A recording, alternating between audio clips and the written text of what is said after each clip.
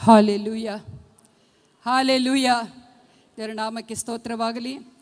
ಪ್ರೀತಿಯ ದೇವಜನರೇ, ಪವಿತ್ರವಾದ ದೇವರ ಸಾನ್ನಿಧ್ಯದಲ್ಲಿ ಪವಿತ್ರವಾಗಿರುವಂಥ ದೇವರ ವಾಕ್ಯವನ್ನು ಧ್ಯಾನಿಸುವುದಕ್ಕಾಗಿ ನಾವಿಲ್ಲಿ ಬಂದಿದ್ದೇವೆ. ದೇವರು ನಮ್ಮ ಸಂಗಡ ಇವತ್ತು ಮಾತನಾಡಲಿ. ನಾನಿವತ್ತು ಮಾತಾಡಲಿಕ್ಕಿರುವಂಥ ವಿಷಯ ಕ್ರಿಸ್ತನ ಪುನರಾಗಮನ. ಆತನು ಹೇಳಿದಂತೆ ಆತನು ಬರುವನಾಗಿದ್ದಾನೆ ಎಂಬಂಥ ಸಂಗತಿಯ ಬಗ್ಗೆ ನಿಮ್ಮಲ್ಲಿ ದೃಢಪಡಿಸುವುದಕ್ಕಾಗಿ ನಾನು ಕೆಲವು ವಾಕ್ಯಗಳನ್ನು ಓದಿ, ಹೌದು ನಮ್ಮ ದೇವರು ತಿರುಗಿ ಬರುತ್ತಾನೆ ಎಂಬಂಥ ಆ ಸತ್ಯ ಸಂಗತಿಯನ್ನು ನಮ್ಮ ಹೃದಯಗಳಲ್ಲಿ ಆಳವಾಗಿ ಇಟ್ಟುಕೊಂಡು ನಾವು ಜೀವಿಸೋಣ ಎಂಬ ಉದ್ದೇಶದಿಂದ ನಾನು ಈ ಸಂದೇಶವನ್ನು ಆರಿಸಿಕೊಂಡಿದ್ದೇನೆ. ದೇವರ ನಾಮಕ್ಕೆ ಸ್ತೋತ್ರವಾಗಲಿ. ಮೊದಲನೇದಾಗಿ, ಯೇಸು ಕ್ರಿಸ್ತನು ಪುನರುತ್ಥಾನ ಹೊಂದಿ ಆತನು ಮೇಲಕ್ಕೆ ಆಕಾಶದ ಕಡೆಗೆ ಏರಿ ಹೋಗುವಾಗ ಆತನೇ ಹೇಳಿದಂಥ ಒಂದು ಮಾತು. ಅಪೊಸ್ತಲ ಕೃತ್ಯಗಳು 1ನೇ ಅಧ್ಯಾಯ 9-11 ವಾಕ್ಯಗಳನ್ನು ದಯವಿಟ್ಟು ಯಾರಾದರೂ ಓದಿರಿ. ಅಪೊಸ್ತಲ ಕೃತ್ಯಗಳು 1ನೇ ಅಧ್ಯಾಯ 9-11 ವಾಕ್ಯಗಳು. ಈ ಮಾತುಗಳನ್ನು ಹೇಳಿದ ಬಳಿಕ ಅವರು ನೋಡುತ್ತಾ ಇದ್ದ ಹಾಗೆ ಆತನು ಏರಿಸಲ್ಪಟ್ಟನು. ಮೋಡವು ಅವನನ್ನು ಕವಿದುಕೊಂಡದ್ದರಿಂದ ಅವರ ಕಣ್ಣಿಗೆ ಮರೆಯಾದನು. ಆತನು ಹೋಗುತ್ತಿರುವಾಗ ಅವರು ಆಕಾಶದ ಕಡೆಗೆ ದೃಷ್ಟಿಸಿ ನೋಡುತ್ತಾ ಇರಲಾಗಿ ಶುಭ್ರ ವಸ್ತ್ರಧಾರಿಗಳಾದ 2 ಪುರುಷರು ಪಕ್ಕನೆ ಅವರ ಹತ್ತಿರ ನಿಂತುಕೊಂಡು, ಗಲಿಲಾಯದವರೇ, ನೀವು ಯಾಕೆ ಆಕಾಶದ ಕಡೆಗೆ ನೋಡುತ್ತಾ ನಿಂತಿದ್ದೀರಿ? ನಿಮ್ಮ ಬಳಿಯಿಂದ ಆಕಾಶದೊಳಕ್ಕೆ ಸೇರಿಸಲ್ಪಟ್ಟಿರುವ ಈ ಯೇಸು ಯಾವ ರೀತಿಯಲ್ಲಿ ಆಕಾಶದೊಳಗೆ ಹೋಗಿರುವುದನ್ನು ನೀವು ಕಂಡಿರೋ ಅದೇ ರೀತಿಯಲ್ಲಿ ಬರುವನು ಎಂದು ಹೇಳಿದರು. ಸಾಕು, ಬಹಳ ಸುಂದರವಾಗಿರುವಂಥ ಒಂದು ವಾಕ್ಯ ಇದಾಗಿದೆ. ಯೇಸು ಸ್ವಾಮಿ ತಾನೇ ಹೇಳಿದಂಥ ಒಂದು ಮಾತು. ಆತನು ಮಾತಿನಲ್ಲಿ ನಂಬಿಗಸ್ತನು, ವಾಗ್ದಾನ ಮಾಡಿದ ಆತನು ಅದೇ ರೀತಿ ನಡೆಯುವಂಥ ದೇವರ ಆತನಾಗಿದ್ದಾನೆ. ಇಲ್ಲಿ ಬಹಳ ಸುಂದರವಾಗಿ ಇಲ್ಲಿ ದೂತರು ಕೂಡ ಸಾಕ್ಷಿ ಹೇಳ್ತಾ ಇದ್ದಾರೆ. ದೂತರು ಇಲ್ಲಿ ಪುನಃ ನಾನು ಓದ್ತೇನೆ, ನೀವು ಯಾಕೆ ಆಕಾಶದ ಕಡೆಗೆ ನೋಡುತ್ತಾ ನಿಂತಿದ್ದೀರಿ? ಯೇಸು ಸ್ವಾಮಿ ಪರಲೋಕಕ್ಕೆ ಏರಿ ಹೋಗುವಂಥ ಸಮಯದಲ್ಲಿ ಶಿಷ್ಯರು ಯೇಸು ಆಕಾಶಕ್ಕೆ ಏರಿ ಹೋಗುವಂಥ ಸಮಯದಲ್ಲಿ ನೋಡುತ್ತಾ ನಿಂತಂಥ ಆ ಶಿಷ್ಯರ ಬಗ್ಗೆ ನೋಡಿದಂಥ ಆ ಶಿಷ್ಯರನ್ನು ಉದ್ದೇಶಿಸಿ ಮಾತಾಡ್ತಾ ಇದ್ದಾನೆ. ನೀವು ಯಾಕೆ ಆಕಾಶದ ಕಡೆಗೆ ನೋಡುತ್ತಾ ನಿಂತಿದ್ದೀರಿ? ನಿಮ್ಮ ಬಳಿಯಿಂದ ಆಕಾಶದೊಳಕ್ಕೆ ಸೇರಿಸಲ್ಪಟ್ಟಿರುವ ಈ ಯೇಸು ಯಾವ ರೀತಿಯಲ್ಲಿ ಆಕಾಶದೊಳಗೆ ಹೋಗಿರುವುದನ್ನು ನೀವೀಗ ಕಾಣುತ್ತಾ ಇದ್ದೀರೋ ಅದೇ ರೀತಿಯಲ್ಲಿ ತಿರುಗಿ ಬರುವನು. ಇದು ಯಾರು ಹೇಳ್ತಾ ಇದ್ದಾರೆ? ದೂತರು ಹೇಳ್ತಾ ಇದ್ದಾರೆ. ಹಲ್ಲೆಲೂಯಾ. ದೂತರು ಯೇಸುವಿನ ವಿಷಯವಾಗಿ ಸಾಕ್ಷಿ ಹೇಳ್ತಾ ಇದ್ದಾನೆ. ಹಲ್ಲೆಲೂಯಾ. ದೇವರ ನಾಮಕ್ಕೆ ಸ್ತೋತ್ರವಾಗಲಿ. ಮಾತ್ರವಲ್ಲ, ಇಲ್ಲಿ ಇನ್ಯಾರು ಸಾಕ್ಷಿ ಹೇಳ್ತಾ ಇದ್ದಾರೆ ನೋಡೋಣ. ಇಲ್ಲಿ ದೂತರು ಮೊದಲನೇದಾಗಿ ಸಾಕ್ಷಿ ಹೇಳಿದರು. ಎರಡನೇದಾಗಿ ನಾವು ಓದಿಕೊಳ್ಳೋಣ. ಯೂದನ ಪತ್ರಿಕೆ 1ನೇ ಅಧ್ಯಾಯ 14ನೇ ವಾಕ್ಯದಲ್ಲಿ ಹೀಗೆ ಓದ್ತೇವೆ, ಆದಾಮನಿಗೆ 7ನೆಯ ತಲೆಯವನಾದ ಹನೋಕನು ಕೂಡ, ಹಳೆ ಒಡಂಬಡಿಕೆ ಕಾಲದಲ್ಲಿ ಹನೋಕನು ಯೇಸು ಕ್ರಿಸ್ತನು ಬರುವನು, ಅದಕ್ಕಾಗಿ ಲೋಕಕ್ಕೆ ಬಂದಿದ್ದಾನೆ ಎಂಬುದಾಗಿ ಆತನು ಪ್ರವಾದಿಸಲ್ಪಟ್ಟಂತ ಒಂದು ವಾಕ್ಯದಲ್ಲಿ ಬರೆಯಲ್ಪಟ್ಟಿದೆ. ಯೂದನ ಪುಸ್ತಕ 1ನೇ ಅಧ್ಯಾಯ 14ನೇ ವಚನ. ಇಂಥವರ ವಿಷಯದಲ್ಲೇ ಆದಾಮನಿಗೆ 7ನೆಯ ತಲೆಯವನಾದ ಹನೋಕನು, ಈಗೋ ಕರ್ತನು ಲಕ್ಷಾಂತರ ಪರಿಶುದ್ಧ ದೂತರನ್ನು ಕೂಡಿಕೊಂಡು ಎಲ್ಲರಿಗೆ ನ್ಯಾಯ ತೀರಿಸುವುದಕ್ಕೂ ಭಕ್ತಿಹೀನರೆಲ್ಲರೂ ಮಾಡಿದ ಭಕ್ತಿ ಇಲ್ಲದ ಎಲ್ಲಾ ಕೃತ್ಯಗಳ ವಿಷಯವಾಗಿ ಮತ್ತು ಭಕ್ತಿ ಇಲ್ಲದ ಪಾಪಿಷ್ಠರು ತನ್ನ ಮೇಲೆ ಹೇಳಿದ ಎಲ್ಲ ಕಠಿಣವಾದ ಮಾತುಗಳ ವಿಷಯವಾಗಿ ಅವರನ್ನು ಖಂಡಿಸುವುದಕ್ಕೂ ಬರುವನು ಎಂಬುದಾಗಿ ಪ್ರವಾದಿಸಿದನು. ಯಾರು ಹೇಳ್ತಾ ಇದ್ದಾರೆ? ಇದು ಹನೋಕನ ಬಗ್ಗೆ ಹೆಚ್ಚಾಗಿ ಹಳೆ ಒಡಂಬಡಿಕೆಯಲ್ಲಿ ಪುಸ್ತಕದಲ್ಲಿ ಬರೆಯಲ್ಪಟ್ಟಿಲ್ಲ. ಹನೋಕನ ಬಗ್ಗೆ ಇಲ್ಲಿ ಹೇಳ್ತಾ ಇದೆ. ಏನಂದ್ರೆ, ಹನೋಕನು ಯೇಸು ಕ್ರಿಸ್ತನ ಬಗ್ಗೆ ಪ್ರವಾದನೆ ಹೇಳಿದ್ದನ್ನು ಇಲ್ಲಿ ಓದ್ತೇವೆ ನಾವು. ಹಲ್ಲೆಲೂಯಾ. ಇಲ್ಲಿ ಹನೋಕನು ಸಾಕ್ಷಿ ನುಡಿತಾ ಇದ್ದಾನೆ. ಯಾಕೆ ಬರ್ತಾನ ಆತನು? ಈಗೋ ಕರ್ತನ ಲಕ್ಷಾಂತರ ಪರಿಶುದ್ಧ ದೂತರನ್ನು ಕೂಡಿಕೊಂಡು ಎಲ್ಲರಿಗೆ ನ್ಯಾಯ ತೀರಿಸುವುದಕ್ಕೂ ಭಕ್ತಿಹೀನರೆಲ್ಲರೂ ಮಾಡಿದ ಭಕ್ತಿ ಇಲ್ಲದ ಎಲ್ಲ ಕೃತ್ಯಗಳ ವಿಷಯವಾಗಿ ಮತ್ತು ಭಕ್ತಿ ಇಲ್ಲದ ಪಾಪಿಷ್ಠರು ತನ್ನ ಮೇಲೆ ಹೇಳಿದ, ಅಂದರೆ ಆತನ ಮೇಲೆ ಹೇಳಿದಂತೆ ಎಲ್ಲ ಕಠಿಣವಾದಂಥ ಮಾತುಗಳ ವಿಷಯವಾಗಿ ಅವರನ್ನು ಖಂಡಿಸುವುದಕ್ಕೂ ಆತನು ಬರುವನಾಗಿದ್ದಾನೆ. ಇದು ಪ್ರವಾದನೆ ಆತನು ಹೇಳ್ತಾ ಇದ್ದಾನೆ. ಹಲ್ಲೆಲೂಯಾ. ಅಂದರೆ ಯೇಸು ಕ್ರಿಸ್ತನು ನಿಜವಾಗಿಯೂ 2ನೇ ಸಾರಿ ಆತನು ಬರುತ್ತಾನೆ. ಹಳೆ ಒಡಂಬಡಿಕೆ ಕಾಲದಲ್ಲಿ ಪ್ರವಾದಿಸಲ್ಪಟ್ಟಂಥ ಮಾತು ಇಲ್ಲಿ ಬರೆಯಲ್ಪಟ್ಟಿದೆ ಪ್ರಿಯರೇ. ಯೇಸು ಕ್ರಿಸ್ತನು ಖಂಡಿತವಾಗಿಯೂ ಎರಡನೇ ಸಾರಿ ಬರುವನಾಗಿದ್ದಾನೆ. ಅನೇಕರ ಪ್ರಶ್ನೆ ಇದೆ, ಎಷ್ಟು 2000 ವರ್ಷಗಳ ಹಿಂದೆನೇ ಯೇಸು ಬರ್ತಾನೆ, ಎರಡನೇ ಸಾರಿ ಬರ್ತಾನೆ ಅಂತ ಹೇಳ್ತಾ ಇದ್ದಾರೆ, ಯಾಕೆ ಇನ್ನೂ ಬರುತ್ತಾ ಇಲ್ಲ ಎಂಬಂಥ ಪ್ರಶ್ನೆ ಅನೇಕರಲ್ಲಿ ಉಂಟು. ಪ್ರಿಯರೇ, ದೇವರ ನಾಮಕ್ಕೆ ಸ್ತೋತ್ರವಾಗಲಿ. ನಮ್ಮ ದೇವರು ಮಾತಿನಲ್ಲಿ ನಂಬಿಗಸ್ತನು, ಆತನು ಬರುವುದು ನಿಶ್ಚಯ, ಯಾಕೆ ತಡ ಮಾಡ್ತಾ ಇದ್ದಾನೆ? ದೇವರ ನಾಮಕ್ಕೆ ಸ್ತೋತ್ರವಾಗಲಿ. ಇಲ್ಲಿ ಪುನಃ ಇನ್ನೊಂದು ಸಾಕ್ಷಿ ನಾವು ಕೇಳ್ತಾ ಇದ್ದೇವೆ. ಯೋಹಾನನು ಪ್ರಕಟಣೆ ಪುಸ್ತಕದಲ್ಲಿ 22ನೇ ಅಧ್ಯಾಯ 20ನೇ ವಾಕ್ಯದಲ್ಲಿ ಹೀಗೆ ಓದ್ತೇವೆ, ಯೋಹಾನನು ಆತನು ಕಂಡಂಥ ದರ್ಶನದಲ್ಲಿ ಯೇಸು ಕ್ರಿಸ್ತನು ಬರುತ್ತಾನೆ ತಿರುಗಿ ಎಂಬುದಾಗಿ ಹೇಳಿದಂಥ ಆ ಒಂದು ಸಾಕ್ಷಿ ನಾವಲ್ಲಿ ಓದ್ತೇವೆ. ಪ್ರಿಯರೇ, 22ನೇ ಅಧ್ಯಾಯ 20ನೇ ವಾಕ್ಯ. ಈ ವಿಷಯಗಳಲ್ಲಿ ಸಾಕ್ಷಿ ಹೇಳುವವನು ನಿಜವಾಗಿ ಬೇಗ ಬರುತ್ತೇನೆ ಎಂದು ಹೇಳುತ್ತಾನೆ. ಹಾಗೆಯೇ ಆಗಲಿ, ಕರ್ತನಾದ ಯೇಸುವೇ ಬಾ. ಯೋಹಾನನು ಹೇಳ್ತಾ ಇದ್ದಾನೆ, ಆತನು ತಿರುಗಿ ಬರುತ್ತಾನೆ, ಯೇಸು ಕ್ರಿಸ್ತನೇ ಬೇಗನೆ ಬಾ ಎಂಬುದಾಗಿ ಆತನಲ್ಲಿ ಪ್ರಾರ್ಥಿಸಿದ ನಾವು ನೋಡ್ತೇವೆ. ಪ್ರಿಯರೇ, ದೇವರ ನಾಮಕ್ಕೆ ಸ್ತೋತ್ರವಾಗಲಿ. ಮೊದಲನೇದಾಗಿ ದೂತರು ಸಾಕ್ಷಿ ಕೊಟ್ಟರು, ಎರಡನೇದಾಗಿ ಯೂದನ ಪುಸ್ತಕದಲ್ಲಿ ಹನೋಕನ ಬಗ್ಗೆ ಪ್ರವಾದನೆ ಕೇಳಿದ್ದೇವೆ, ಮೂರನೇದಾಗಿ ಯೋಹಾನನು ಕೂಡ ಆತನು ಕಂಡಂಥ ದರ್ಶನದಲ್ಲಿ ಕಂಡಂಥ ಸಂಗತಿಯನ್ನು ಆತನಲ್ಲಿ ಬರೆಯಲ್ಪಟ್ಟಿದೆ. ಅಲ್ಲಿ ಏನಂದರೆ ಯೇಸು ಕ್ರಿಸ್ತನು ಬೇಗನೆ ಬರುತ್ತಾನೆ. ಹಾಲೆಲೂಯ, ದೇವರ ನಾಮಕ್ಕೆ ಸ್ತೋತ್ರವಾಗಲಿ. ಆತನು ಎರಡನೇ ಸಾರಿ ಬಂದೇ ಬರುತ್ತಾನೆ ಎಂಬುದಕ್ಕೆ ಅಪೊಸ್ತಲರು ಕೂಡ ಸಾಕ್ಷಿ ಹೇಳಿದ್ದಾರೆ. ಅಪೊಸ್ತಲರು ಅಂದರೆ ಶಿಷ್ಯರು ಕೂಡ. ಒಂದು ವಾಕ್ಯ ಓದಿಕೊಳ್ಳೋ, 1 ತೆಸಲೋನಿಕ 4:16 ಆತನು ಹೇಳ್ತಾನೆ, ಆತನು ತಾನೇ ಆಜ್ಞಾ ಘೋಷದೊಡನೆಯೂ ಪ್ರಧಾನ ದೂತನ ಶಬ್ದದೊಡನೆಯೂ ದೇವರ ತುತ್ತೂರಿ ಧ್ವನಿಯೊಡನೆಯೂ ಆಕಾಶದಿಂದ ಇಳಿದು ಬರುವನು. ಇದು ಯಾರು ಕೊಟ್ಟ ಸಾಕ್ಷಿ? ಇಳಿದು ಬರುವನು ಎಂಬುದಾಗಿ ಹೇಳಿದಂಥ ಸಾಕ್ಷಿ. ಇನ್ನು ಮುಂದೆ ಆತನು ಬರಲಿಕ್ಕಿದ್ದಾನೆ ಎಂಬುದಾಗಿ ಅಪೊಸ್ತಲರು ಸಾಕ್ಷಿ ಹೇಳ್ತಾ ಇದ್ದಾರೆ. ಹಾಲೆಲೂಯ. ಮಾತ್ರವಲ್ಲ, ಇಲ್ಲಿ ಓದ್ತೇವೆ ನಾವು, ದೇವರು ಬರುವಂಥದ್ದು ನಿಶ್ಚಯ ನಿಶ್ಚಯ ನಿಶ್ಚಯ. ದೇವರ ನಾಮಕ್ಕೆ ಸ್ತೋತ್ರವಾಗಲಿ. ಈ ಲೋಕವು ಕೂಡ ದೇವರು ಯಾವಾಗ ಬರ್ತಾನೆ ಎಂಬುದಾಗಿ ಹಾರೈಸ್ತಾ ಇದೆ ಎಂಬುದಾಗಿ ನಾವು ದೇವರ ವಾಕ್ಯದಲ್ಲಿ ಓದ್ತೇವೆ. ಒಂದು ವಾಕ್ಯ ಓದಿಕೊಳ್ಳೋಣ.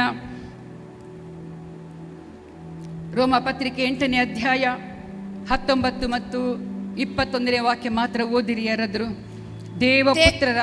ದೇವಪುತ್ರರ ಮಹಿಮೆಯು ಯಾವಾಗ ಪ್ರತ್ಯಕ್ಷವಾದೀತೆಂದು ಜಗತ್ತು ಬಹು ಲವಲವಿಕೆಯಿಂದ ಎದುರು ನೋಡುತ್ತಿರುವುದು. ಜಗತ್ತು ಲವಲವಿಕೆಯಿಂದ ಎದುರು ನೋಡ್ತಾ ಇದೆ. ಕಾರಣ ಏನು ಪ್ರಿಯರೇ? ನಾವು ದೇವರ ಮಕ್ಕಳಾದ ನಾವು ದೇವರ ವಾಕ್ಯದ ಮೂಲಕವಾಗಿ ನಾವು ನಂಬಿಕೊಂಡು ಯೇಸು ಕ್ರಿಸ್ತನು ತಿರುಗಿ ಬರ್ತಾನೆ ಎಂಬುದಾಗಿ ನಂಬಿ ನಾವು ಅದನ್ನು ಕಾಯ್ತಾ ಇದ್ದೇವೆ. ಆದರೆ ಈ ಲೋಕ ಯಾಕೆ? ಬಹಳ ಸುಂದರವಾಗಿದೆ ಒಂದು ವಾಕ್ಯ. ಈ ಲೋಕವು ಲವಲವಿಕೆಯಿಂದ ಎದುರು ನೋಡ್ತಾ ಇರುವುದು. ನಾನು ಇನ್ನೂ ಸಲ ಓದ್ತೇನೆ ಆ ವಾಕ್ಯವನ್ನು. ದೇವಪುತ್ರರ ಮಹಿಮೆಯು ಯಾವಾಗ ಪ್ರತ್ಯಕ್ಷವಾಯಿತೆಂದು ಜಗತ್ತು ಬಹು ಲವಲವಿಕೆಯಿಂದ ಎದುರು ನೋಡುತ್ತಿರುವುದು. ಜಗತ್ತು, ಈ ಭೂಮಿ ಯಾಕೆ? ಹಾಲೆಲೂಯ. ಯಾಕೆ ದೇವರನ್ನು ಎದುರು ನೋಡ್ತಾ ಇದೆ? ಯಾವಾಗ ಬರ್ತದಪ್ಪ? ಪಾಪಮಯವಾದ ಲೋಕ, ಪಾಪದಿಂದ ಭಾರ ಹೊತ್ತಿರುವಂಥ ಈ ಲೋಕ, ಎಲ್ಲಿ ನೋಡಿದ ರಕ್ತ, ಎಲ್ಲಿ ನೋಡಿದ ರಕ್ತದ ಕೂಗು ದೇವರಿಗೆ ಕೇಳುತ್ತಾ ಇದೆ.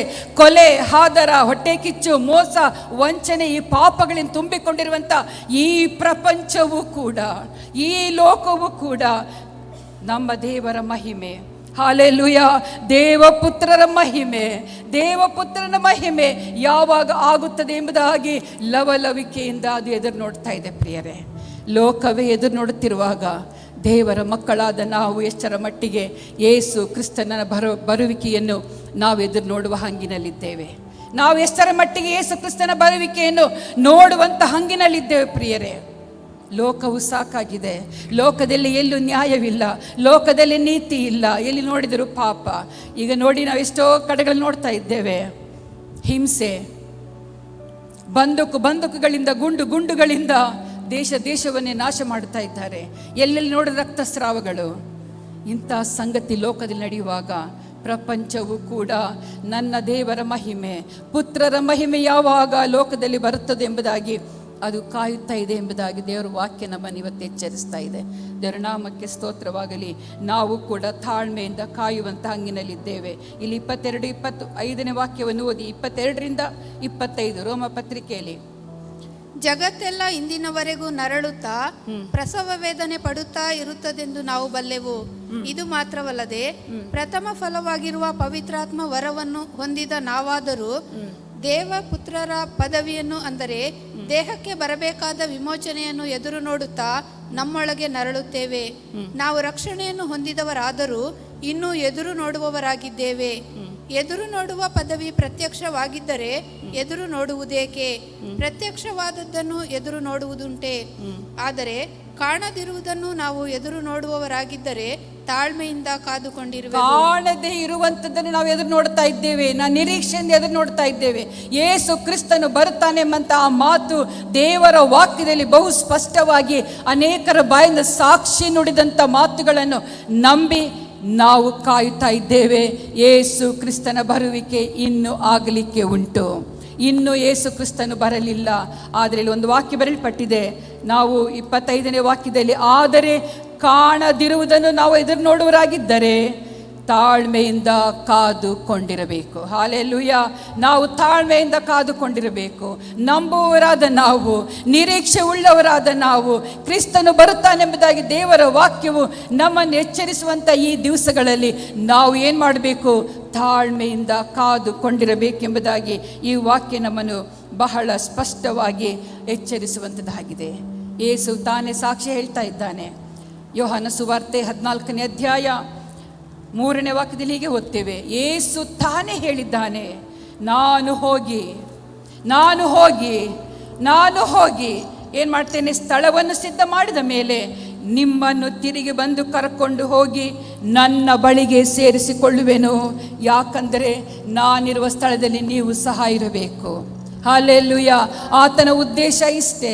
ಆತನು ತನ್ನ ಮಕ್ಕಳನ್ನು ತಾಳ್ಮೆಯಿಂದ ಕಾದುಕೊಂಡು ಜೀವಿಸುವಂಥ ತನ್ನ ಮಕ್ಕಳನ್ನು ಕರೆದುಕೊಂಡು ಹೋಗುವುದಕ್ಕಾಗಿ ಆತನು ಬರಲಿಕ್ಕಿದ್ದಾನೆ. ಆತನು ತಾನೇ ಹೇಳ್ತಾ ಇದ್ದಾನೆ, ನಾನಿರುವ ಸ್ಥಳದಲ್ಲಿ ನೀವು ಸಹ ಇರಬೇಕು. ನಾನಿರುವ ಸ್ಥಳದಲ್ಲಿ ನೀವು ಸಹ ಇರಬೇಕು. ಆತನ ಉದ್ದೇಶ ಅಷ್ಟೇ. ದೇವರ ನಾಮಕ್ಕೆ ಸ್ತೋತ್ರವಾಗಲಿ. ಇಲ್ಲಿ ದೇವರು ನಮ್ಮನ್ನು ಇವತ್ತು ಕ್ರಿಸ್ತನ ಬರೋಣ ಖಂಡಿತವಾದದ್ದು, ನಿಜವಾದದ್ದು. ಆತನ ಬರುವಿಕೆಯನ್ನು ನಾವು ತಾಳ್ಮೆಯಿಂದ ಕಾದುಕೊಂಡಿರೋಣ ಎಂಬುದಾಗಿ ನಮ್ಮನ್ನು ಇವತ್ತು ದೇವರ ವಾಕ್ಯ ಎಚ್ಚರಿಸುವಂಥದ್ದಾಗಿದೆ. ದೇವರ ನಾಮಕ್ಕೆ ಸ್ತೋತ್ರವಾಗಲಿ. ಹಾಗಿದ್ದ ಮೇಲೆ ಇಲ್ಲಿ ಶಿಷ್ಯರು ಯೇಸು ಸ್ವಾಮಿಯನ್ನು ಲೋಕದಲ್ಲಿರುವಾಗ ಅನೇಕ ಪ್ರಶ್ನೆಗಳೊಂದಿಗೆ ಯೇಸುವನ್ನು ಸಂಧಿಸ್ತಾರೆ. ಒಂದು ವಾಕ್ಯ ಓದಿಕೊಳ್ಳೋಣ.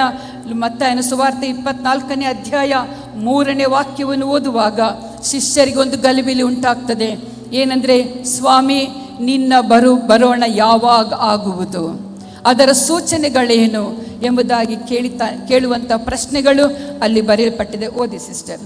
ಬಳಿಕ ಆತನು ಎಣ್ಣೆಯ ಮರಗಳ ಗುಡ್ಡದ ಮೇಲೆ ಕೂತಿದ್ದಾಗ ಶಿಷ್ಯರು ಆತನ ಬಳಿಗೆ ಪ್ರತ್ಯೇಕವಾಗಿ ಬಂದು, ಅದು ಯಾವಾಗ ಆಗುವುದು? ನೀನು ಪ್ರತ್ಯಕ್ಷನಾಗುವುದಕ್ಕೂ ಯುಗದ ಸಮಾಪ್ತಿಗೂ ಸೂಚನೆ ಏನು? ನಮಗೆ ಹೇಳು ಅನ್ನಲು ಯೇಸು ಅವರಿಗೆ ಉತ್ತರವಾಗಿ ಹೇಳಿದ್ದೇನೆಂದರೆ, ಯಾರಾದರೂ ನಿಮ್ಮನ್ನು ಮೋಸಗೊಳಿಸಾರು ನೋಡಿಕೊಳ್ಳಿರಿ. ಯಾಕೆಂದರೆ ಅನೇಕರು ಬಂದು ನನ್ನ ಹೆಸರನ್ನು ಎತ್ತಿಕೊಂಡು ನಾನು ಕ್ರಿಸ್ತನು ಎಂದು ಹೇಳಿ ಎಷ್ಟೋ ಜನರನ್ನು ಮೋಸಗೊಳಿಸುವರು. ಸಾಕು, ಮತ್ತೆ ಓದೋಣ. ಇಲ್ಲಿ 24ನೇ ಅಧ್ಯಾಯ 3ನೇ ವಾಕ್ಯದಲ್ಲಿ ಹೀಗೆ ಓದ್ತೇವೆ, ಅದು ಯಾವಾಗ ಆಗುವುದು ಸ್ವಾಮಿ? ನೀನು ಪ್ರತ್ಯಕ್ಷನಾಗುವುದಕ್ಕೂ ಯುಗದ ಸಮಾಪ್ತಿಗೂ ಏನು ಸೂಚನೆ ಏನು ಎಂದು ಕೇಳುವಾಗ ಆತನು ಹೇಳ್ತಾನೆ.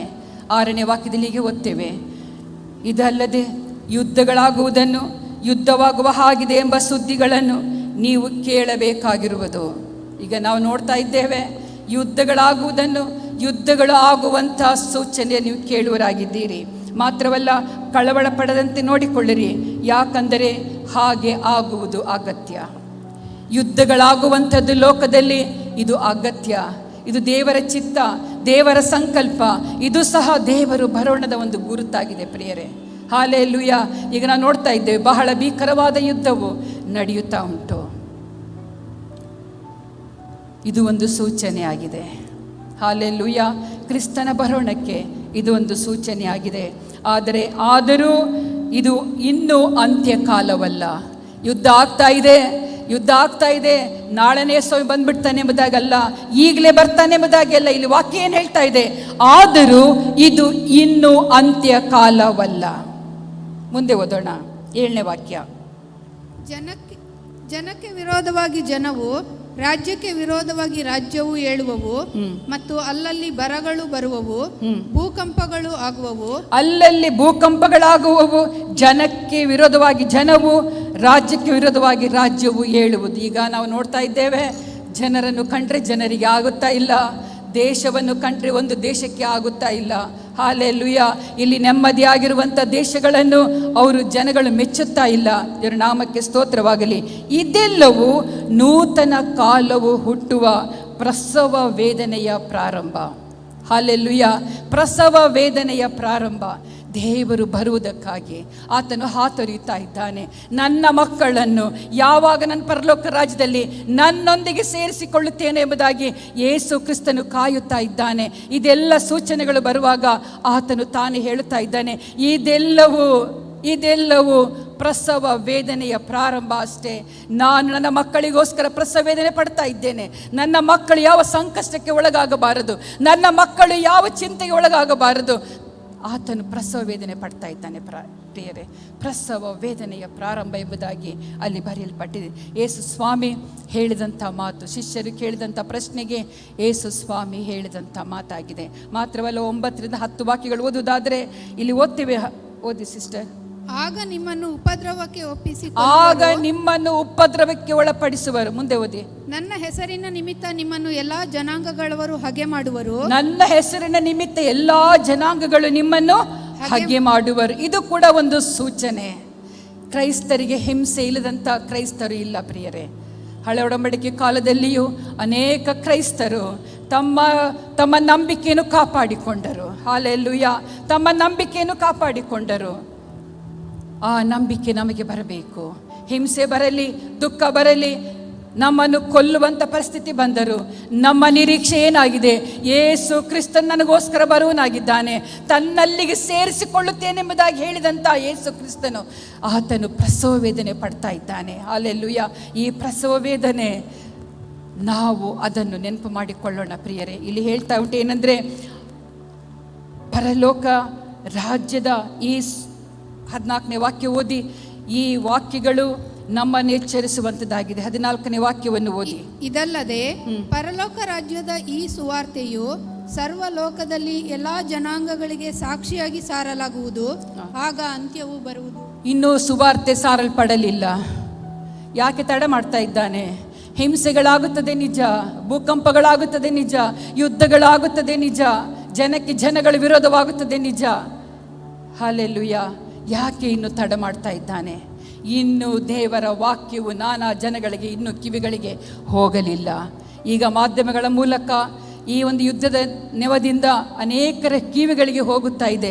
ಕ್ರೈಸ್ತರಂದರೆ ಯಾರು, ಯಹೂದಿಗಳಂದರೆ ಯಾರು, ಯೇಸು ಎಲ್ಲಿಂದ ಬಂದನು ಎಂಬಂಥ ಸಂಗತಿಗಳು ಯಾರು ಗೊತ್ತಿಲ್ಲದಂಥ ಜನಗಳಿಗೆ ಅದು ಕಿವಿಗೆ ಬೀಳ್ತಾ ಇದೆ. ಪ್ರಿಯರೇ, ದೇವರ ನಾಮಕ್ಕೆ ಸ್ತೋತ್ರವಾಗಲಿ.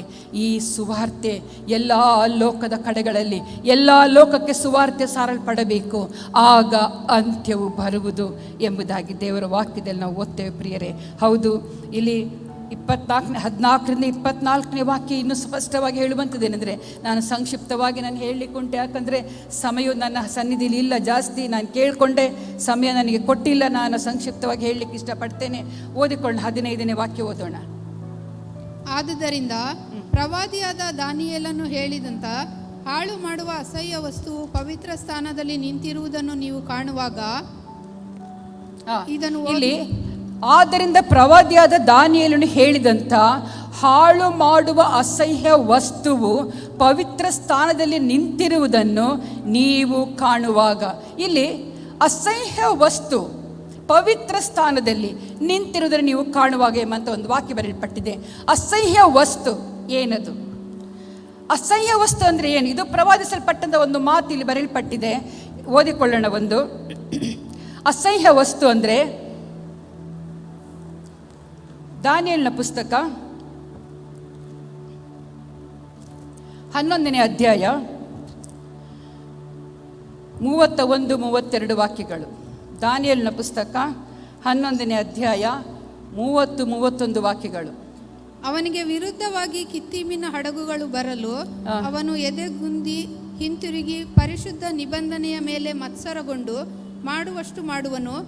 ಅವನು ಸ್ವದೇಶಕ್ಕೆ ಸೇರಿ ಪರಿಶುದ್ಧ ನಿಬಂಧನೆ ತೊರೆದವರನ್ನು ಕಟಾಕ್ಷಿಸುವನು.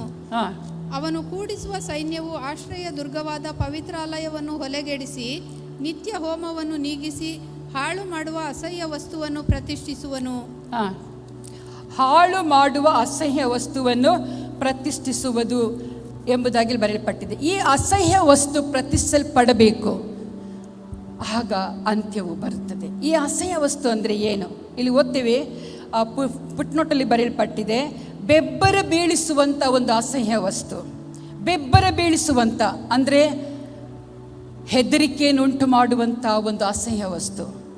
ಲೋಕದಲ್ಲಿ ನಾನಾ ವಿಧವಾದಂಥ ಸೂಚನೆಗಳು ಯೇಸು ಸ್ವಾಮಿ ತಾನೇ ಹೇಳಿದ್ದಾನೆ. ಇಲ್ಲಿ ಪ್ರವಾದನ ರೂಪದಲ್ಲಿ ದಾನಿಯನ್ನು ಹೇಳ್ತಾ ಇದ್ದಾನೆ, ಹೆದರಿಕೆಯನ್ನುಂಟು ಮಾಡುವಂಥ ಅಸಹ್ಯ ವಸ್ತುವು ಅಲ್ಲಿ ನಿರ್ಮಿಸಲ್ಪಡಬೇಕು. ಹಾಲೆಲೂಯ. ಮಾತ್ರವಲ್ಲ, ಇನ್ನು 12ನೇ ಅಧ್ಯಾಯ 11ನೇ ವಾಕ್ಯ ಓದಿಕೊಳ್ಳೋಣ. ನಿತ್ಯ ಹೋಮವು ನೀಗಿಸಲ್ಪಟ್ಟು ಹಾಳು ಮಾಡುವ ಅಸಹ್ಯ ವಸ್ತುವು ಪ್ರತಿಷ್ಠಿತವಾದ ಮೇಲೆ 1290 ದಿನಗಳು ಕಳೆಯಬೇಕು. ಮುಂದೆ ಓದಿ. ಕಾದುಕೊಂಡು 1335 ದಿನಗಳ ಕೊನೆಯ ಮಟ್ಟಿಗೆ ತಾಳಿರುವವನು ಧನ್ಯನು. ನೀನು ಹೋಗಿ ಅಂತ್ಯದವರೆಗೆ ಇರು. ನೀನು ದೀರ್ಘ ನಿದ್ರೆಯನ್ನು ಹೊಂದಿ ಯುಗ ಸಮಾಪ್ತಿಯಲ್ಲಿ ಎದ್ದು ನಿನಗಾಗುವ ಸ್ವಾಸ್ಥ್ಯದೊಳಗೆ ನಿಲ್ಲುವಿ ಎಂದು ಹೇಳಿದನು. ಇದು ಇನ್ನೂ ಅರ್ಥವಾಗಬೇಕಾದ್ರೆ 9ನೇ ಅಧ್ಯಾಯ 27ನೇ ವಾಕ್ಯ ಓದಿ. ಆ ಪ್ರಭುವು 1 ವಾರದ ಮಟ್ಟಿಗೆ ಬಹು ಜನರೊಂದಿಗೆ ದೃಢವಾದ ಒಡಂಬಡಿಕೆಯನ್ನು ಮಾಡಿಕೊಳ್ಳುವನು. ಅರ್ಧ ವಾರ ಯಜ್ಞ ನೈವೇದ್ಯಗಳನ್ನು ನಿಲ್ಲಿಸುವನು. ಅಸಹ್ಯಗಳನ್ನು ವಾಹನ ಮಾಡಿಕೊಂಡು ಒಬ್ಬ ಘಾತುಕನು ಹಾರಿ ಬಂದು ನಿಶ್ಚಯ ಪ್ರಲಯವು ಅವನನ್ನು ಮುಳುಗಿಸುವ ತನಕ ಹಾಳು ಮಾಡುವನು. ಇಲ್ಲಿ ಅಸಹ್ಯ ವಸ್ತುಗಳನ್ನು ವಾಹನ ಮಾಡಿಕೊಂಡು ಒಬ್ಬ ಘಾತಕನು ಹಾರಿ ಬಂದು ನಿಶ್ಚಿತ ಪ್ರಳಯವು ಅವನನ್ನು ಮುಳುಗಿಸುವ ತನಕ ಹಾಳು ಮಾಡುವನು. ಇಲ್ಲಿ ಬಹಳ ವಿಚಿತ್ರವಾದಂಥ ಒಂದು ಮಾತು ಬರೆಯಲ್ಪಟ್ಟಿದೆ.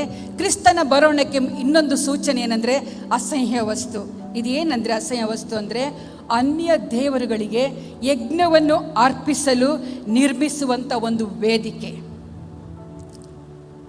ಅಸಹ್ಯ ವಸ್ತು ಅಂದರೆ ಅನ್ಯ ದೇವರುಗಳನ್ನು ಪೂಜಿಸಬೇಕು ಜನರು. ಅನ್ಯ ದೇವರುಗಳಿಗೆ ಒಂದು ಯಜ್ಞವನ್ನು ನಿರ್ಮಿಸಬೇಕಾದಂಥ ಒಂದು ವೇದಿಕೆ. ಅಷ್ಟು ಮಾತ್ರವಲ್ಲ, ಇದು ಗ್ರೀಕ್ ಸಾಮ್ರಾಜ್ಯದಲ್ಲಿ ಗ್ರೀಕರು ಅವರು ಅನ್ಯರು, ಅವರು ಮೂರ್ತಿ ವಿಗ್ರಹಗಳನ್ನು ಆರಾಧಿಸುವವರು. ಅವರಿಂದಲೇ ಈ ಅಸ್ಟ್ರಾಲಜಿ ಅಂದರೆ ಭವಿಷ್ಯ ಹೇಳುವಂಥದ್ದು, ಶಕುನ ಹೇಳುವಂಥದ್ದು, ಮಾಟ ಮಂತ್ರಗಳು ಇವೆಲ್ಲವೂ ಅವರಿಂದಲೇ ಮುಖ್ಯವಾಗಿ ಬಂದದ್ದು. ಇಲ್ಲಿ ಹೇಳ್ತಾ ಉಂಟೇನೆಂದರೆ ಗ್ರೀಕ್ ದೇವರುಗಳಲ್ಲಿ ಒಂದರ ವಿಗ್ರಹ ಅವರು ಮಾಡಿ ಅದನ್ನು ಸನ್ಮಾನಿಸಬೇಕೆಂಬುದಾಗಿ ಅದನ್ನು ಪ್ರತಿಷ್ಠೆಪಡಿಸ್ತಾರೆ. ಅದು ಇಡೀ ಪ್ರಪಂಚಕ್ಕೆ ಒಂದೇ ದೇವರು. ಈಗ ಹೇಳ್ತಾ ಇದ್ದಾರೆ ಒಂದೇ ನೇಷನ್ನು, ಒಂದೇ ದೇವರೆಂಬುದಾಗಿ ಹೇಳುವಂಥ ಒಂದೇ ಕರೆನ್ಸಿ, ಇದೆಲ್ಲವೂ ಈಗ ಬರ್ತಾ ಉಂಟು. ಅದರಲ್ಲಿ ಇದು ಒಂದು ಆಗಿದೆ ಪ್ರಿಯರೇ. ದೇವರ ನಾಮಕ್ಕೆ ಸ್ತೋತ್ರವಾಗಲಿ. ಅಸಹ್ಯ ವಸ್ತು, ದೇವರ ನಾಮಕ್ಕೆ ಸ್ತೋತ್ರವಾಗಲಿ. ಅದು ಬರುವಾಗ ನಾವು ತಿಳ್ಕೊಳ್ಬೇಕಾಗ್ತದೆ, ಕ್ರಿಸ್ತನ ಬರೋಣ ಹತ್ತಿರವಾಗಿದೆ, ಕ್ರಿಸ್ತನು ಬೇಗನೆ ಬರುತ್ತಾನೆಂಬುದಾಗಿ ತಿಳ್ಕೊಳ್ಳಬೇಕು. ಈಗ ತಾನೇ ಓದಿದಂಥ ದಾನಿಯೇಲನ ಪುಸ್ತಕ 12ನೇ ಅಧ್ಯಾಯದಲ್ಲಿ ಅಲ್ಲಿ ಇನ್ನೂ ಸ್ಪಷ್ಟವಾಗಿ ಬರೆಯಲ್ಪಟ್ಟಿದೆ. ಓದ್ತೇನೆ ನಾನು ಅದನ್ನು. ನಿತ್ಯ ಹೋಮವು ನೀಗಿಸಲ್ಪಟ್ಟು ಹಾಳು ಮಾಡುವ ಅಸಹ್ಯ ವಸ್ತುವು ಪ್ರತಿಷ್ಠಿತವಾದ ಮೇಲೆ 1290 ದಿನಗಳು ಕಳೆಯಬೇಕು. ಅದು ಯಾವಾಗ ಪ್ರತಿಷ್ಠಿತವಾಗುತ್ತದೋ, ಯಾವಾಗ ನಿರ್ಮಿತವಾಗುತ್ತದೋ, ಅದಕ್ಕೊಂದು ವೇದಿಕೆ ಸ್ಥಾಪಿಸಲ್ಪಡುತ್ತದೋ, ಜನರೆಲ್ಲರೂ ಕಡ್ಡಾಯವಾಗಿ ಅದನ್ನು ಆರಾಧನೆ ಮಾಡಬೇಕೆಂಬುದಾಗಿ ರೂಲ್ಸ್ಗಳು ಬರುತ್ತದೋ, ಅದು ಬಂದ ನಂತರ ಎಷ್ಟು ದಿನಗಳು ಕಳೆಯಬೇಕು? 1290 ದಿನಗಳು ಕಳೆಯಬೇಕು. ಕಾದುಕೊಂಡು 1335 ದಿನಗಳ ಕೊನೆಯ ಮಟ್ಟಿಗೆ ತಾಳಿರುವವನು ಧನ್ಯನು. ಹಾಲೆ ನೆನಪಲ್ಲಿಟ್ಕೊಳ್ಳಿ, ದೇವರ ವಾಕ್ಯ ನಮಗೆ ಮುಂಗಡವಾಗಿ ನೆನೆಸ್ತಾ ಇದೆ. ಒಂದು ವೇಳೆ ಆ ಸಮಯದವರೆಗೆ ನಾವು ಜೀವಂತವಾಗಿರುವುದಾಗಿದ್ದರೆ ಈ ಅಸಹ್ಯ ವಸ್ತುವು ಪ್ರತಿಷ್ಠಿಸಲ್ಪಟ್ಟ ನಂತರ ಇಷ್ಟು ದಿನಗಳು ನಾವು ಕಾದುಕೊಂಡಿರಬೇಕು ಪ್ರಿಯರೇ. ಇದು ದಾನಿಯೇಲನ ಪ್ರವಾದನೆಯ ರೂಪದಲ್ಲಿ ಹೇಳ್ತಾ ಇದ್ದಾನೆ. 1335 ದಿನಗಳು ನಾವು ಕಾದುಕೊಂಡಿರಬೇಕು. ಎಷ್ಟು ಕಷ್ಟ ಪ್ರಿಯರೇ ಕಾದುಕೊಂಡಿರುವುದು. ಈ ವಿಗ್ರಹಾರಾಧನೆಯಿಂದ ತಪ್ಪಿಸಿಕೊಳ್ಳುವಂಥದ್ದು ಹೇಗೆ? ಹಲ್ಲೆಲೂಯಾ, ದೇವರ ನಾಮಕ್ಕೆ ಸ್ತೋತ್ರವಾಗಲಿ.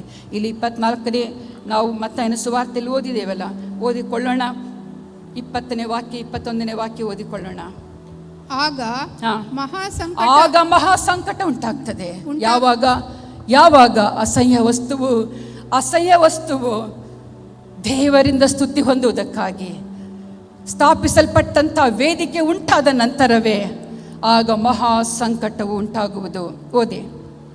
ಆಗ ಮಹಾ ಸಂಕಟ ಉಂಟಾಗುವುದರಿಂದ ನಿಮ್ಮ ಪಲಾಯನವು ಚಳಿಗಾಲದಲ್ಲಿ ಆಗಲಿ ಸಬ್ಬತ್ ದಿನದಲ್ಲಿ ಆಗಲಿ ಆಗಬಾರದೆಂದು ಪ್ರಾರ್ಥನೆ ಮಾಡಿರಿ. ಹಲ್ಲೆಲೂಯಾ, ದೇವರ ನಾಮಕ್ಕೆ ಸ್ತೋತ್ರವಾಗಲಿ. ನಾವು ಬೇಡಿಕೊಳ್ಳೋಣ. ನಮ್ಮ ದೇಶದಲ್ಲಿ ಚಳಿ ಇಲ್ಲ. ವೆಸ್ಟರ್ನ್ ಕಂಟ್ರೀಸ್ಗಳಲ್ಲಿ ಚಳಿಗಾಲದಲ್ಲಿ ತುಂಬ ಚಳಿ. ಅದಕ್ಕಾಗಿ ದೇವರದನ್ನು ಬರೆಸಿಟ್ಟಿದ್ದಾನೆ. ಈ ಒಂದು ಪಲಾಯನವು, ಇಂಥ ಒಂದು ಸ್ಥಿತಿಗತಿಗಳಿಂದ ನಾವು ತಪ್ಪಿಸಿಕೊಳ್ಳಬೇಕಾದರೆ ನಾವು ಅವರ ಕಣ್ಣುಗಳಿಂದ ತಪ್ಪಿಸಿಕೊಳ್ಳಬೇಕಾಗ್ತದೆ. ಬೆಟ್ಟ ಗುಡ್ಡಗಳಿಗೆ ಓಡಿ ಹೋಗಬೇಕಾಗ್ತದೆ. ನಾವು ಎಲ್ಲ ಜನರ ಸನ್ನಿಧಿಯಲ್ಲಿ ನಾವು ಕೂತುಕೊಂಡು ಜೀವಿಸಲಿಕ್ಕೆ ಸಾಧ್ಯವಿಲ್ಲ ಪ್ರಿಯರೇ. ಅವರ ಕಣ್ಣುಗಳನ್ನು ತಪ್ಪಿಸಿ ನಾವು ಓಡಿ ಹೋಗಬೇಕಾಗ್ತದೆ. ಹಲ್ಲೆಲೂಯಾ. ಅದಕ್ಕಾಗಿ ಇಲ್ಲಿ ವಾಕ್ಯ ಬರೆಯಲ್ಪಟ್ಟಿದೆ ಏನಂದರೆ, ನಿಮ್ಮ ಪಲಾಯನವು ಚಳಿಗಾಲದಲ್ಲಿ ಆಗಲಿ ಸಬ್ಬತ್ ದಿನಗಳಲ್ಲಿ ಆಗಲಿ ಆಗಬಾರದೆಂದು ಪ್ರಾರ್ಥನೆ ಮಾಡಿರಿ. ಹಲ್ಲೆಲೂಯಾ, ದೇವರ ನಾಮಕ್ಕೆ ಸ್ತೋತ್ರವಾಗಲಿ. ಇಲ್ಲಿ ಕ್ರಿಸ್ತನು 2ನೇ ಸಾರಿ ಬರುವುದು ನಿಶ್ಚಿತ. ಅದರದೆಲ್ಲ ಸೂಚನೆಗಳು ಇಲ್ಲಿ ಬರೆಯಲ್ಪಟ್ಟಿದೆ. ದೇವರ ನಾಮಕ್ಕೆ ಸ್ತೋತ್ರವಾಗಲಿ. ಇಲ್ಲಿ ವಾಕ್ಯಗಳು ಹೇಳುವ ಪ್ರಕಾರ ಆತನು ಆಜ್ಞಾಘೋಷದೊಡನೆಯೂ ಪ್ರಧಾನ ದೂತನ ಶಬ್ದದೊಡನೆಯೂ ಆತನು ತುತ್ತೂರಿಯ ಶಬ್ದದೊಂದಿಗೆ ಆತ 2ನೇ ಸಾರಿ ಆತನು ಬರುವುದು ನಿಶ್ಚಿತ. ಖಂಡಿತವಾಗಿ ಆತನು ಬರುವನಾಗಿದ್ದಾನೆ. ದೇವರ ನಾಮಕ್ಕೆ ಸ್ತೋತ್ರವಾಗಲಿ. ಇಲ್ಲಿ ಎಷ್ಟು ಉಪದ್ರವಗಳನ್ನು ನೋಡಿದೆವು. ಓದಿಕೊಳ್ಳೋಣ. ನೋಡಿ, ಇಸ್ರಾಯೇಲರು ಈಗ ಯುದ್ಧ ಆಗ್ತಿರುವುದು ಹಿಂದಿನಿಂದಲೂ ಆದಿ ವಿಮೋಚನ ಕಾಂಡ ಆದಿ ಕಾಂಡದಿಂದಲೂ ಯಾವಾಗ ಐಗುಪ್ತ ದೇಶದಿಂದ ಇಸ್ರಾಯೇಲನ್ನು ಹೊರಗೆ ತಂದನೋ ಆ ಸಮಯದಿಂದಲೂ ಇಸ್ರಾಯೇಲರಿಗೆ ವಿರೋಧಿಗಳು ಹೆಚ್ಚಾಗುತ್ತಾನೆ ಇದ್ದಾರೆ. ನಾವು ಕೀರ್ತನೆಗಳು 83ನೇ ಅಧ್ಯಾಯ 1-18 ವಾಕ್ಯಗಳು ಓದುವುದಾದರೆ ಅಲ್ಲಿ ಬಹಳ ಸುಂದರವಾಗಿದೆ. ಅಲ್ಲಿ ಏನು ಬರೆದಿದೆ ಅಂದರೆ, ಕ್ರಿಸ್ತ ಪೂರ್ವದಲ್ಲಿ ಇದ್ದ ಅದೇ ವೈರಿಗಳು, ಕ್ರಿಸ್ತ ಪೂರ್ವದಲ್ಲಿ ಯೇಸು ಹುಟ್ಟೋದಕ್ಕಿಂತ ಹಳೆ ಒಡಂಬಡಿಕೆ ಕಾಲದಲ್ಲಿ ಇದ್ದಂಥ ವೈರಿಗಳೇ ಈಗಲೂ ಅವರಿಗೆ ವೈರಿಗಳಾಗಿದ್ದಾರೆ. ಹಲ್ಲೆಲೂಯಾ, ದೇವರ ನಾಮಕ್ಕೆ ಸ್ತೋತ್ರವಾಗಲಿ.